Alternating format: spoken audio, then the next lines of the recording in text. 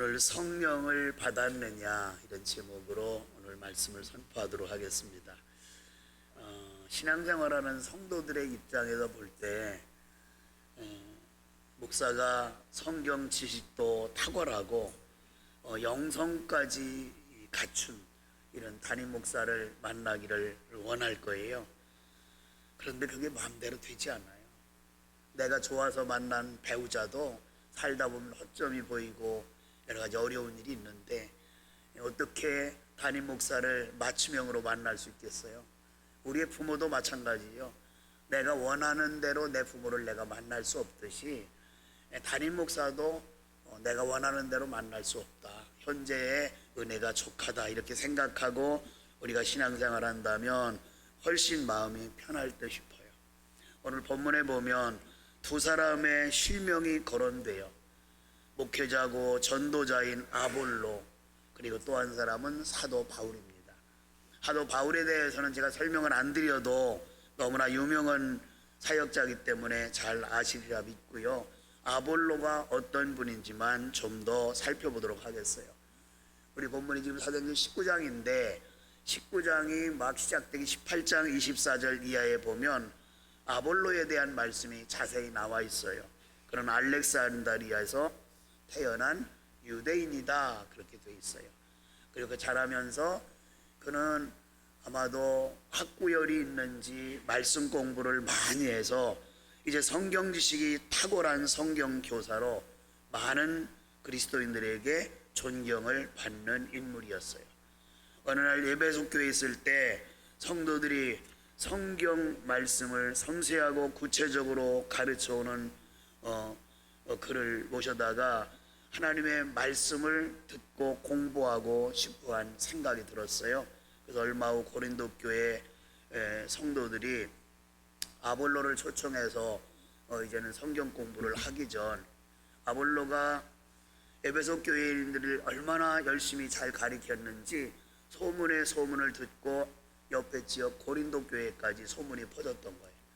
이 고린도 교회에 브리스길라와 아굴라라는 신실한 그리스도인이 있는데 우리도 아볼로를 한번 모셔다가 성경 공부를 좀 했으면 좋겠다. 그래서 아볼로를 고린도 교회에 초청을 하게 됐고 고린도에 잠시 머물면서 아볼로가 그들에게 말씀을 가르치는 그 기간에 사도 바울이 에베소 교회를 방문했어요.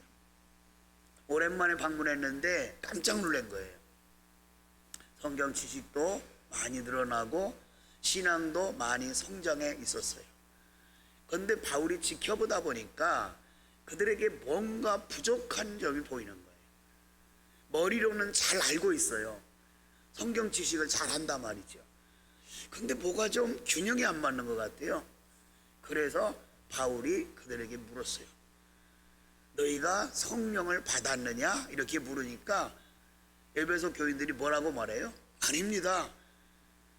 우리는 성령에 대해서 들어본 바도 없습니다.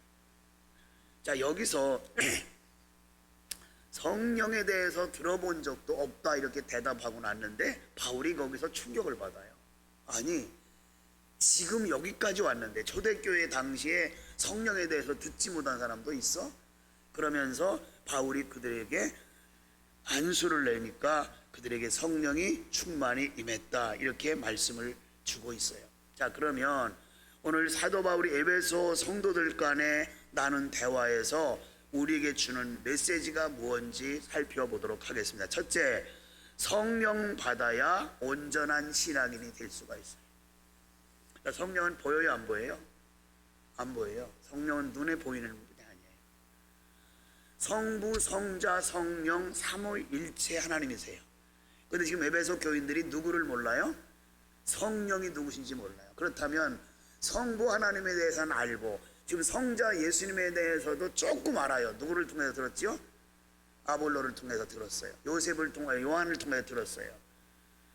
그래서 이제는 성령님만 아무것도 모르고 있는 거예요. 삼위일체 중에서 두 분만 아시는 거예요. 성부 하나님, 성령 하나님. 그러니까 신앙이 온전하지 못한 거죠. 자, 여기서 너희에게 성령을 받았느냐 하고 물은 것은 교의적인 문제를 물으려고 한 게 아니에요. 지금 이 성령은 마가 요한의 오순절날 임한 그 성령 충만함을 여기서 의미하거든요. 그 성령 체험을 했느냐 이렇게 물은 거예요. 신앙인으로 살면서 그럴듯하게 교회 생활도 하고 믿음 생활을 해왔지만 성령 체험하지 못한 채 신앙 생활을 해온 것이 에베소 교회 성도들이에요. 에베소 교회 교인들은 하나님의 말씀에 대한 사모함도 있었다 그랬죠. 나름대로 최선을 다해 신앙생활을 하고 있었어요. 성경 지식이 탁월한 아볼로에게 성경 공부하다 보니까 성경 공부가 이렇게 재밌구나 이런 재미도 붙었어요. 그 바울이 에베소 교회에 머무는 동안 이제는 석 달 동안 머물게 됐죠. 그래서 그들에게 성령이 무엇인지를 가르쳐주고 성령 받게 하고 바울이 떠났는데 또 바울이 와서 이런 복음을 전하니까 시기하는 사람도 있어요. 석 달 동안 이제 말씀을 전하는데 사람들이 시기하니까 말씀을 사모하는 사람들을 위해서 두란노 서원을 설립해서 2년 동안 성경 공부를 가리키고 이제 바울이 떠났다 하는 것이 오늘 본문의 말씀이에요. 자, 그런데 바울이 전한 복음의 핵심이 8절에 보니까 하나님의 나라 이렇게 말해요. 하나님의 나라. 하나님의 나라에 대해서 선포했어요. 성경 말씀도 어느 정도 알고 있는 에베소 교인들은 성령 체험하지 못한 채 신앙생활 하고 있었다 그렇게 말씀을 하고 있어요. 바울이 그들을 위해서 안수기도 했다. 6절 보실까요? 바울이 그들에게 안수함에 성령이 그들에게 임함으로 방언도 하고 예언도 하니라 이렇게 됐어요. 성령 충만을 받는 순간에 우리에게 나타나는 현상은 능력이에요. 성령 체험은 곧 예수 그리스도를 인격적으로 만났다는 증거이기도 해요. 예수님을 인격적으로 만나게 되니까 예수 믿는 재미가 느껴지는 거예요. 여러분 오늘 이 자리에 오신 여러분 가운데 그냥 주일이니까 온 분도 계시고 사모해서 일주일 동안 사모하다가 온 분도 계시고 아니면 부모가 아니면 다른 분이 오늘 교회 빠지면 안 돼 이래서 끌려온 분도 계실 거예요. 근데 정말 에베소 교인들의 모습처럼 오늘날도요 습관적으로 관념적으로 열심도 없이 그냥 신앙생활을 하는 사람들이 간혹 있긴 있어요. 성경 지식은 있어요. 교회에 대한 상식도 가지고 있어요. 그런데 문제는 성령 체험한 바가 없어요. 그게 신앙생활이 밋밋한 거예요. 재미도 없고. 기도가 성령 충만하면 기도가 돼요. 그리고 기도하고 싶어요. 성령 충만하면 하나님의 일도 하고 싶고 하나님의 일에 대한 사모함도 있어요. 성령 충만하면 어떤 것을 시도할 때 주저함이 없어요. 왜? 성령께서 인도하시기 때문에. 성령이 충만하면 남들이 선교하면 저는 왜 선교해? 자기 먹고 살면 되지? 이렇게 생각하는데 이 성령 충만한 사람의 특징은 하나님의 마음과 심정을 읽기 때문에 선교에 올인하게 돼요. 교회 봉사도 또 하나님의 일을 하는데도 11조 생활하는데도 전혀 거침이 없어요. 가끔 성도들 가운데 이런 분이 계세요. 목사님 제가요 11조 생활을 해야 되는데 또 아니면 하고 있는데 11조를 할 때 소득의 11조를 드려야 됩니까? 소산의 11조를 드려야 됩니까? 이렇게 물어요. 자, 의도가 뭐죠? 부담 간다는 거예요 11조가. 그래서 내가 예를 들어 농사에서 1년 동안 열심히 농사해서 3천만 원 수익을 들었으면 11조 얼마 해야죠? 제가 하도 좀 쉬운 문제를 내니까 웃으고 오세요. 300만 원 해야 하잖아요. 그죠? 그런데 마음을 부딪히는 거예요. 왜? 아니 내가 3천만 원의 농산물을 지금 수익을 거뒀지만 내가 계산해 보니까 3천만 원이 안 돼. 농약값 빼고 비료값 빼고 다 빼고 나니까 얼마 안 되는 것 같은데 11조를 그렇게 떼고 싶은 거예요. 그래서 저한테 물어본 거예요.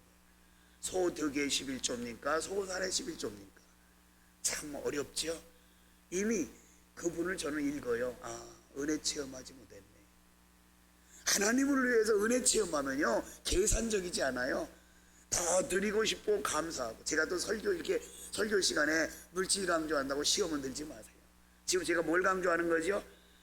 내가 성령 체험했느냐 아니냐 그걸 진단해 보라는 거예요. 내가 정말로 헌금 생활하면서 기쁨이 있고 감사가 있느냐는 거죠. 제가 갈등을 가끔 주일날만 되면 느껴요. 이번 주는 감사 헌금 드릴 분만 부르고 다음 주는 다른 헌금 드릴 분만 부를까, 이런 생각을 할 때가 있어요. 왜? 가끔 그런 뉘앙스가 저에게 다가오거든요. 감사 헌금은 목사가 부르니까 하고요, 다른 헌금은 안 하는 거예요. 이런 솔직하게 이런 마음을 가지고 있다면 한번 진단해 봐요. 성령이 내게 임하면 기쁨과 감사함과 자원함이 솟구쳐 있는 거예요. 성령이 임하면 온전한 신앙생활을 하게 되는 거예요. 오순절날 마가 요한의 다락방에 모인 120명의 성도들이 있어요.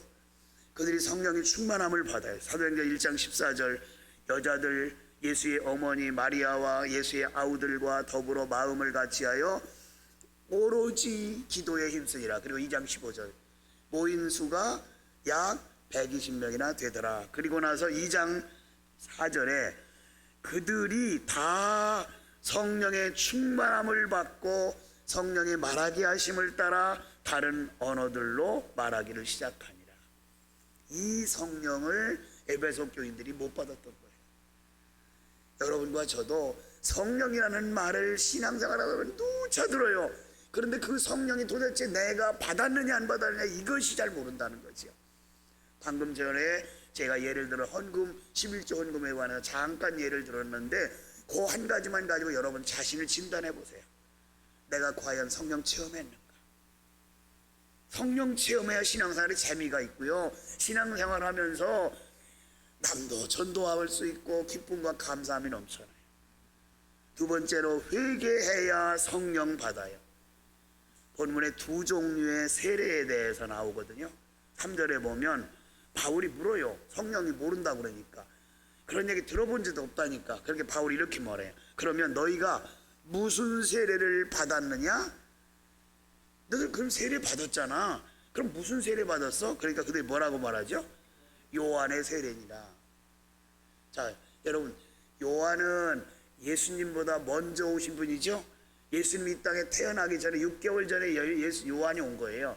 예수님이 복음 사역을, 천국 복음 사역을 감당하기 앞서서 요한이 먼저 천국 복음을 전하는 거예요. 그러면서 요한이 전한 복음은 어떤 세례냐면 회개의 세례다, 이렇게 4절에 말씀해요. 요한의 세례가 무슨 세례라고요? 회개의 세례. 그러면 예수님이 요한의 뒤를 이어서 이 땅에 오실 건데 예수님을 영접하려면 뭐부터 해야 된다? 회개부터 해야 된다. 그것이 회개의 세례예요. 그 요한의 세례를 먼저 이야기하고, 두 번째, 요한의 세례를 받으면 구원 받을까요? 못 받을까요? 구원과는 상관없어요. 구원의 문턱에 들어서는 거예요. 왜? 예수 믿어야 구원 받는 거잖아요.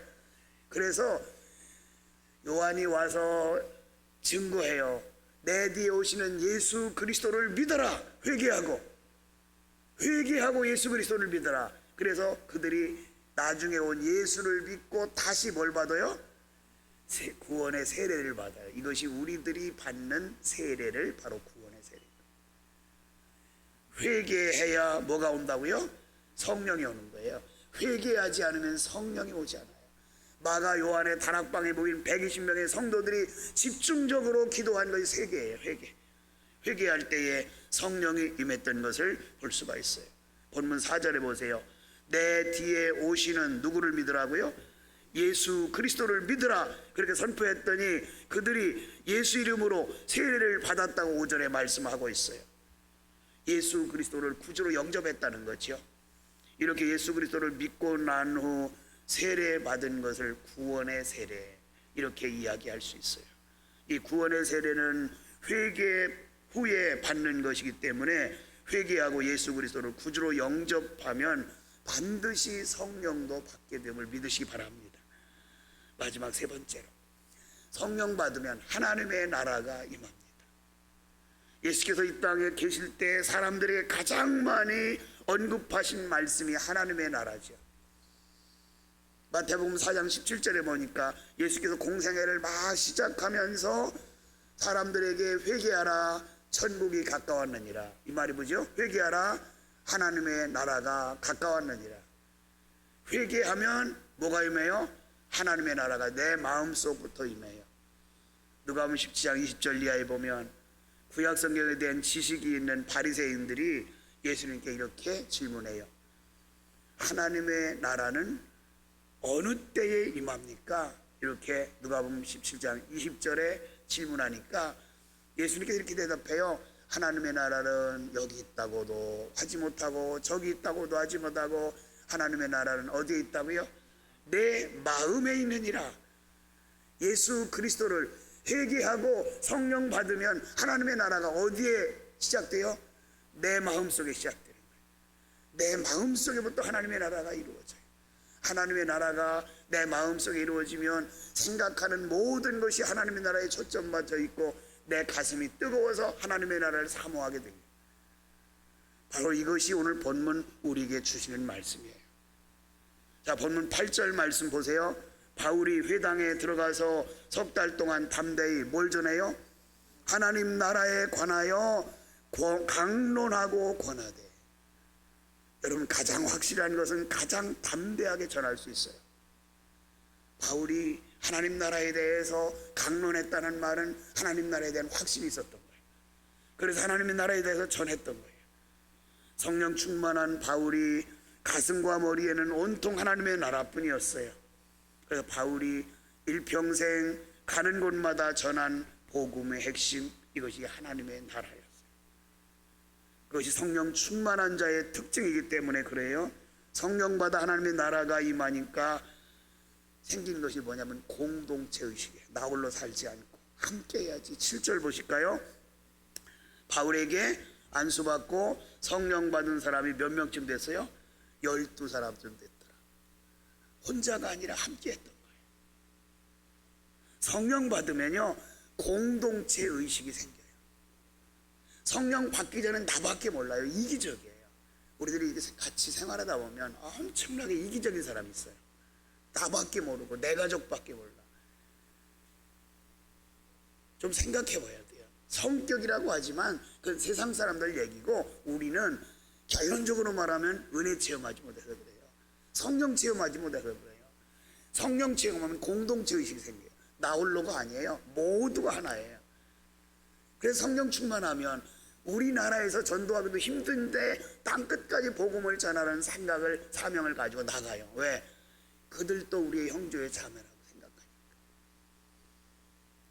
성령 받아 하나님의 나라가 임하니까 공동체 의식이 생겼다, 이렇게 말씀을 하고 있어요. 본문 7절 보실까요? 바울에게 안수함에 성령 받은 사람이 12사람이었다 이러면서 공동체 의식이 생겨난 것을 여기서 강조하고 있어요. 여러분, 성령이 임했다, 성령을 받았다고 하는 말은 성경적인 용어로 성령 세례, 성령 충만 이렇게 말할 수 있어요. 성령은 눈에 보이지 않아요. 그러나 성령 받은 증거는 나를 통하여 나타나요. 아멘. 성령은 눈에 보여요, 안 보여요? 안 보여요. 그래서 성령 받은 증거는 나타나는 거예요. 여러분과 제가 에베소 교인들이 성령을 몰랐다가 성령 체험하고 나서 새롭게 변화된 것처럼 여러분과 저도 예수님을 인격적으로 만나고 성령 체험함으로 하나님의 사람으로 온전히 헌신하는 믿음의 성도들이 되기를 주님의 이름으로 축원합니다.